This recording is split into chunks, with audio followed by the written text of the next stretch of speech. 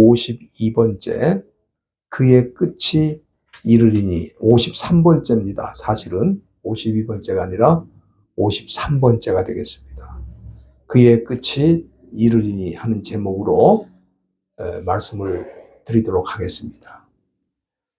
지난주 들었던 말씀을 조금 복습을 하면은 시리아의 왕 안티오코스 에피파네스가 왜 사탄의 상징인지 그 이유에 대해서 우리가 살폈는데, 그는 사탄이 하는 것처럼 스스로 자신을 높이고 모든 신보다 크다 그렇게 생각하면서 하나님을 대적하는 삶을 살았다, 그렇게 말씀을 드렸습니다. 사탄은 원래 그 이름 뜻이 대적자라는 뜻입니다. 그래서 하나님을 대적하는데 아주 전문가가 바로 이 사탄입니다. 그리고 더 나아가 사람들을 배후에서 이런 일을 하도록 유혹하는 역할을 사탄이 하고 있다. 그런데 우리가 이 하나님을 대적한다고 하는 것은 하나님과 무슨 총칼을 들고 싸우는 것도 아니고, 우리가 보이지 않는 하나님을 맞서서 어떻게 싸울 수 있겠습니까? 그래서 이 하나님을 대적한다고 하는 것은 세 가지 뜻이 있다는 말씀을 드렸습니다. 첫째는 인간이 이 세상의 모든 것을 다스리시는 최고의 통치자 하나님이 분명히 계시는데, 이런 하나님이 없다고 생각하거나 또 있다고 해도 무시하면서 사는 것이 하나님을 대적하는 것이다. 둘째는 인간이 하나님을 대적한다는 것은 성경을 통해서 하나님의 뜻과 하나님의 말씀을 분명히 보여주셨는데 그 말씀과 그 뜻대로 살지 않고 자기의 욕심이나 자기의 생각대로 자기의 주장대로 사는 게 하나님을 대적하는 것이다. 그리고 세 번째는 인간이 하나님을 대적한다는 것은 하나님 대신에 우상을 섬기며 사는 것을 의미한다. 이 세상 사람들이 자기를 만족시킬 우상들을 많이 두고 하나님보다 그 우상을 더 섬기고 살고 있는데, 그게 바로 하나님을 대적하는 것이다. 그 말씀을 드렸습니다.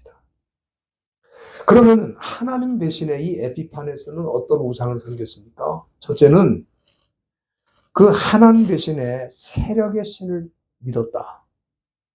이 세력이라는 것은 우리가 히브리 말로 마오쯔라 그러는데, 이 마오쯔는 파워를 말하는 거죠. 이 자기가 가지고 있는 파워가 자기한테 하나님이에요. 지금 이 시대에도 그런 사람들이 많이 있죠. 또 그뿐만 아니라 열조가 알지 못하던 신을 섬겼다.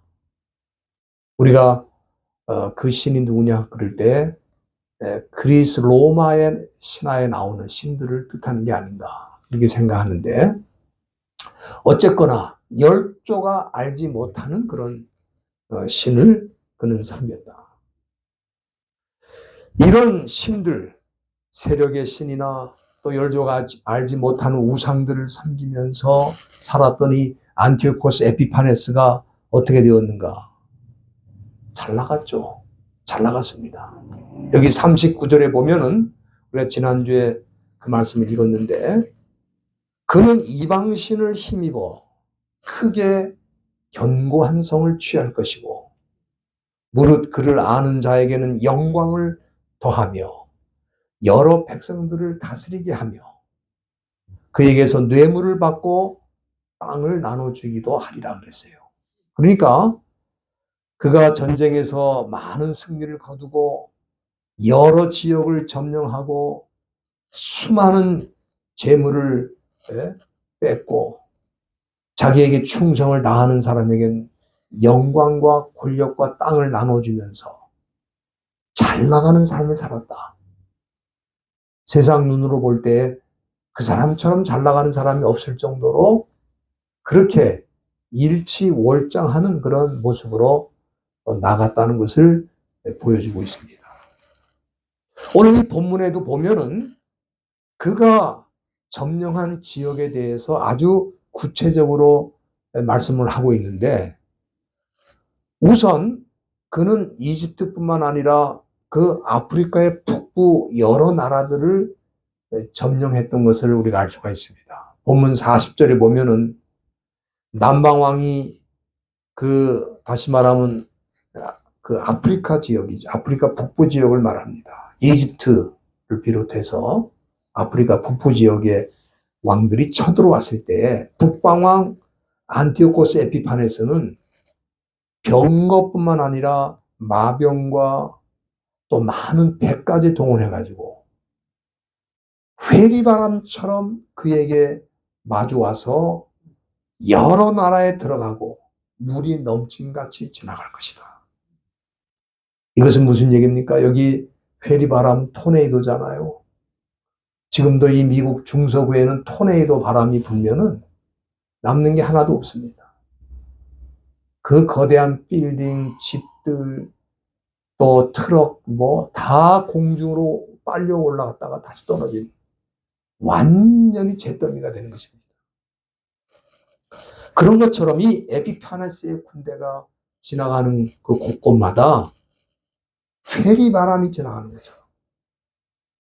그렇게 강한 군사력으로 그가 갔던 곳간마다 다 점령을 했다는 사실을 보여주는 거죠. 그 결과 여기 43절에 보면은 애굽의 금과 은과 모든 보물을 다 뺐고 북아프리카에 있는 리비아, 쿠스 지역 사람들을 노예로 삼았다. 얼마나 잘 나갔습니까? 그리고 두 번째는 그가 거기서 끝난 게 아니라 유대와 예루살렘 지역, 또 팔레스타인 지역을 또 점령을 했습니다. 41절에 그가 또 영화로운 땅에 들어갈 것이요 많은 나라를 패망케 할 것이다. 영화로운 땅은 유대와 예루살렘을 말하는 거거든요. 거기에 들어가서 그가 하나님의 성전을 파괴하고 제우스 신당을 세우고, 그리고 거기서 백성들이 하나님께 드리는 제사를 중지하고 하나님을 대적하는 일을 했던 것에 대해서는 우리가 지난주에 살폈습니다. 그리고 세 번째는 이 동북 지역을 점령하게 되었다는 것을 보여줍니다. 이 동북 지역은 소아시아 지역입니다. 지금의 터키라든지 또 아르메니아 이런 지역을 뜻합니다. 44절에 보면은 동북에서부터 소문이 이르러 그로 범민케 하였다고 했는데, 이것은 아마도 그 지역의 왕들이 이 안티오코스 에피파네스가 너무 무섭게 전 지역을 점령하고 있으니까 그들과 싸워서 맞서기로 결정을 했던 것 같습니다. 그래서 그 소식을 듣고 분노가 일어나가지고 여기 44절 보세요. 그가 분노하여 나가서 많은 무리를 다 도륙하며 진멸코자 할 것이다. 다 이 예언의 말씀이거든요. 이게 실제로 그런 일이 일어났습니다. 안티오코스 에피파네스가 수많은 전쟁을 통해 이렇게 넓은 지역을 점령한 것에 대해서는 사실 우리가 알 필요가 없잖아요. 그죠? 이게 우리한테 무슨 중요한 내용도 아니고 또 관심의 대상도 아닐 수 있습니다. 그렇다면은 다니엘이 왜 그에 대한 예언을 이렇게 자세하게 상세하게 이곳에 많은 양으로 기록하고 있는가? 이거는 이 이유는 제가 여러 번 말씀드렸지만은 이 안티오코스 에피파네스는 사탄의 상징이라고 그랬죠. 그래서 이 예언을 살펴보면은 이 시대에 사탄이 어떻게 일할지를 보여주는 그런 차원에서 이 말씀이 기록되었다. 그래서 우리가 이 사탄과의 영적 싸움에 대비하고 준비할 수 있도록, 우리에게 영적인 무장을 할 수 있도록, 이 우리와 관계도 없는 것과 같은 전쟁 스토리가 이렇게 기록이 되었다. 그렇게 말씀드릴 수 있겠습니다. 우리가 욥기서 1장 7절에 보면은 하나님과 이 사탄이 대화를 나누는 장면이 기록되어 있는데 하나님께서 사탄에게 물어봅니다. 네가 어디서 왔느냐? 네가 어디서 왔느냐? 이렇게 물어보니까 그가 대답을 어떻게 했냐면 땅에 두루 돌아 여기저기 다녀왔습니다. 우리가 이 기록을 보면은 사탄이 활동한 범위가 어떤 특정한 지역이 아니라 온 세상 구석구석을 다 다니면서 활동하고 있다는 것을 우리가 여기서 알 수 있는 거죠. 여기 본문에 나타난 안티오코스 에피파네스도 마찬가지입니다. 그가 점령한 지역은 이집트를 비롯해서 북부 아프리카와 또 소아시아 지역과 지중해 여러 섬과 유대와 예루살렘, 팔레스타인 이 모든 지역을 회리바람처럼 그렇게 다니면서 점령을 했습니다. 이 시대의 사탄도 마찬가지예요. 사탄은 특정한 데 가서 특정한 지역에 머물러 있는 것이 아닙니다. 온 세상을 다니면서 수많은 사람들을 다 유혹해서 자기처럼 하나님을 대적하는 사람으로 넘어뜨리고 자기의 추종자로 세우기 위해서 온 세상을 무대로 활동하는 거예요. 특별히 이 사탄이 이 시대에는 언론이라든지 또 학문의 세계라든지 종교라든지 경제라든지 사회 구석구석에 안이 들어간 데가 없이 들어가서 활동을 한다 이거예요. 그러면은 사탄이 이렇게 땅에 두루 돌아다니면서 무슨 일을 합니까? 지금 이 사탄이 하나님과 대화를 나눌 때 왜 대화를 나눴냐 하면은 욥이라고 하는 신실한 신앙인을 넘어뜨리기 위해서. 그 사람을 어떻게 하면 넘어뜨릴 수 있을까? 왜냐하면 너무 하나님을 잘 섬기니까.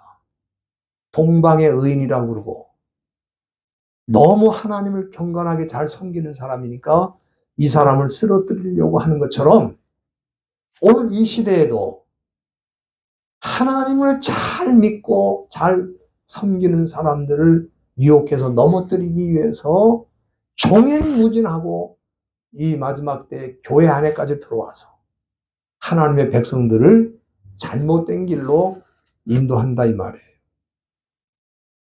그래서 마태복음 24장 24절에 보면 예수님이 이미 말씀하셨죠.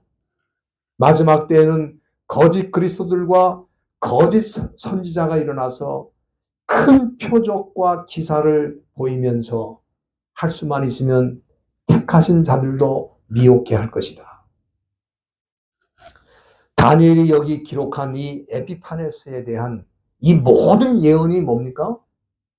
사탄이 이처럼 온 세상을 휘젓고 돌아다니면서 하나님의 백성을 넘어뜨리려 한다. 이걸 지금 보여주는 겁니다.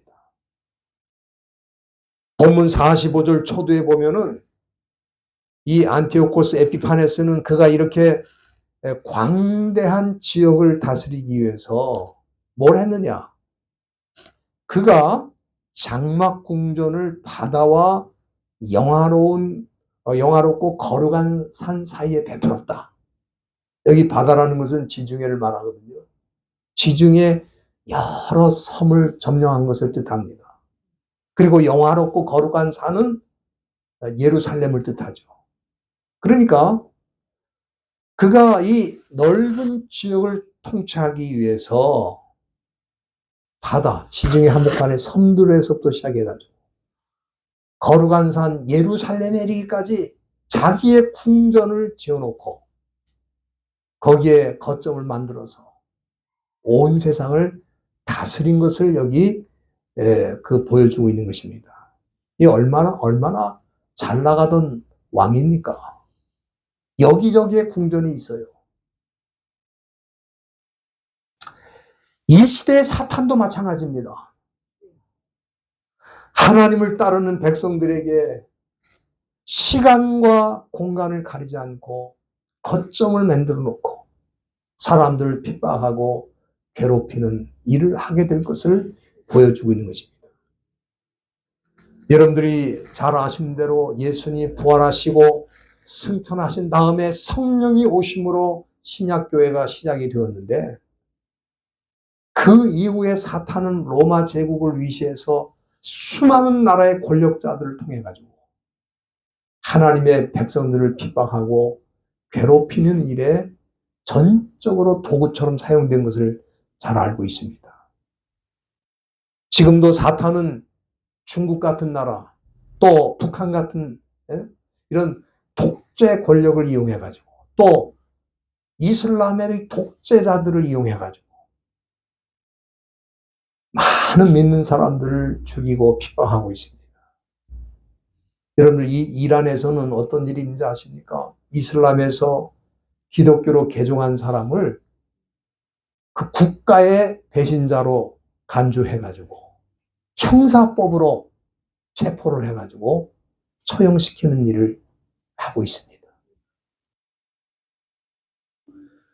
여러분들, 지금까지 우리 그 역사에 나타난 순교자의 숫자가 얼마나 될 것 같아요? 그가 예수 믿는다는 거 하나 때문에 죽음을 당한 숫자가 얼마나 될까? 어떤 사람이 그걸 좀 연구해가지고 살펴보니까 한 7천만 명 정도가 순교했다는 거예요. 기독교인 가운데 자기 신앙을 지키기 위해 살다가 이 국가 권력이나 독재자들에 의해서, 또 타락한 종교 세력에 의해서 죽은 사람이 7천만 명이 넘는다는 거예요. 그런데 오늘 이 본문은 초점이 어디에 있느냐? 이렇게 사악한 세력이 끝장을 볼 때가 있다는 거예요. 하나님이 끝내신다는 거예요. 하나님의 성전을 무너뜨리고 하나님의 백성들을 죽이고 핍박하고 하나님을 대적하면서 그 대신에 자기 세력을 신으로 생각하고 열조가 알지 못한 우상을 섬기면서 살던 이 에피파네스로 상징되는 사탄의 세력이 어떻게 될 것인가? 오늘 본문 45절 끝에 나와 있죠. 그의 끝이 이르리니 도와줄 자가 없다 그랬어요. 그가 마지막 때에는 그가 믿는 세력의 신도, 그가 알지 못하는 신들도 그에게 아무런 도움이 되질 않아요. 사탄을 상징하는 이 사람은 하나님을 대적하다가 결국 페르시아 지역 원정을 가는 중에 병에 걸려가지고 BC 164년경에 바벨론에서 아주 고통스럽게 죽었다는 기록이 있습니다. 이게 하나님을 대적하던 사람의 마지막 모습인데, 여러분들, 이 시대 사탄도 마찬가지입니다. AD 33년에 교회가 시작돼가지고 지금까지 아까 말씀드린 대로 7천만 명 이상을 죽이고 괴롭히고, 아마 제가 보기엔 그거보다 더 숫자가 많을 거라고 생각되는데, 공식적으로 이렇게 집계한 게 그 정도입니다. 그러니까 비공식적으로 죽은 사람들을 다 포함하면 상상을 초월하는 숫자가 순교의 피를 흘리면서 자기 신앙을 지켰다, 그렇게 볼 수 있겠습니다. 이런 사탄이 이제 그때가 얼마 남지 않았다, 저는 그렇게 봅니다. 안티오코스 에피파네스도 그렇게 세력을 확장하면서 이 나라 저 나라 다 집어삼키고 정말 자기처럼 유능하고 또 자기처럼 실력 있는 왕이 없다, 그렇게 생각할 정도로 자부심을 갖고 살았지만 그의 끝이 이를 때가 왔다고 말씀하신 것처럼, 우리가 요한계시록 20장 10절에 보면은 사탄의 최후에 대해서도 이미 사도 요한이 예언을 한 바가 있습니다. 거기 보면은 저희를 미혹하는 마귀가 불과 유황못에 던지게 될 것이고, 거기는 그 짐승과 거짓 선지자가 함께 있고 세세토록 밤낮 괴로움을 당할 것이다. 이게 사탄의 마지막 끝을 보여주는 말씀입니다. 예수 믿는 사람들을 이렇게 유혹하고 핍박하고 죽이던 사탄도 역시 끝날 때가 있다는 거예요. 끝날 때가 있다. 저는 이게 얼마나 감사한지 몰라요. 이 사탄의 세력이 끝이 나지 않는다. 그 상상을 해보세요. 얼마나 괴롭겠어요. 그러나 끝이 날 때가 있다. 이게 굿뉴스입니다. 여러분들 이 시대에도 하나님을 대적하고 세력의 신이나 열조가 알지 못하던 신을 섬기면서 사탄을 추종하는 세력들은 잘 나가죠. 사람들 눈에 볼 땐 잘 나갈 수 있어요. 그러나 그 잘 나가는 것처럼 보이는 그 삶이 끝날 때가 있다. 끝날 때가 있다. 이거는 사람이 그렇습니다. 죽음으로 모든 것이 끝난다면 그것도 죽는 것도 괜찮아요. 그러나 죽음이라는 것은 하나님을 믿지 않고 하나님을 대적하던 사람들의 죽음이라는 것은 영원한 고통의 세계로 들어가는 관문이야, 관문. 시작입니다. 그 끝이면서도 끝이 아니야. 영원토록 괴로움을 당하는 그 무적행, 그 지옥의 삶이 끊임없이 계속되는 삶으로 들어가는 것이기 때문에 끝이 아니죠. 그렇기 때문에 이거는 절망보다 더 큰 절망입니다. 사람이 하나님을 대적하다가 하나님을 믿지 않고 하나님의 심판으로 지옥에 들어간다면 그거는 고통의 시작이 아니라 곧 영원한 고통으로 이어지는 삶으로 나가는 거기 때문에 끝이면서도 끝이 아니죠, 사실은. 그런데 아모스서 5장 6절에 보면 아모스 선지자가 이렇게 말씀했습니다. 너희는 여호와를 찾으라. 그리하면 살리라. 저는 이 말씀이 이 시대를 향해 주시는 하나님의 말씀으로서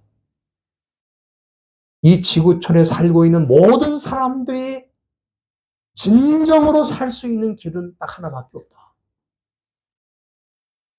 세력의 신도 아니고 이름 모를 신도 아니고 우상도 아니고 여호와를 찾을 때 사는 길이 열린다고 하는 이 말씀 붙들고 모두가 살아계신 하나님께로 돌아와야 돼요. 저와 여러분들이 먼저 이렇게 예수님을 믿고 하나님을 우리의 아버지로 생각하고 섬길 수 있는 길로 이렇게 올 수 있었던 이유가 뭐냐? 그거는 우리가 살아있는 동안에 우리를 통해서 단 한 사람이라도 영원히 멸망받는 그 길로 들어갈 수밖에 없는 그런 사람을 건져낸다면 그것이 바로 우리가 살아있는 이유가 아닌가. 바로 그런 목적을 위해서 먼저 우리를 부르시고 하나님의 백성으로 세우시고 여기까지 인도하신 줄로 믿습니다. 그래서 우리 남은 생애가 얼마나 되는지는 알 수 없습니다. 오늘 살고 하나님 앞에 갈지 내일까지 또 살지 어떻게 될지는 아무도 모릅니다. 그러나 내가 살아있는 동안에 살 길은 하나밖에 없다. 지금 이 세상 사람들이 추구하는 그걸로는 살아날 수 있는 길이 없다. 오직 한 길, 하나님을 믿고 예수 그리스도를 나의 구세주로 믿는 것 외에는 살 수 있는 길이 없다. 그렇지 않으면 마귀와 함께 하나님이 끝내시는 그 마지막 순간에 영원한 멸망으로 갈 수밖에 없으니까. 이 사명을 감당하시면서 주님 나에게 한 영혼을 주시고 그를 주님께로 인도할 수 있도록 도와주세요. 내 생명이 끝나기 전에 한 사람이라도 건지게 해주세요. 그런 기도를 드리면서 우리의 사명을 감당하도록 우리를 먼저 불러주시고 지금까지 살려주시고 인도하신 줄로 믿습니다. 저와 여러분들이 그런 사명 잘 감당하시다가 주 앞에 서시기를 간절히 바랍니다. 기도하시겠습니다.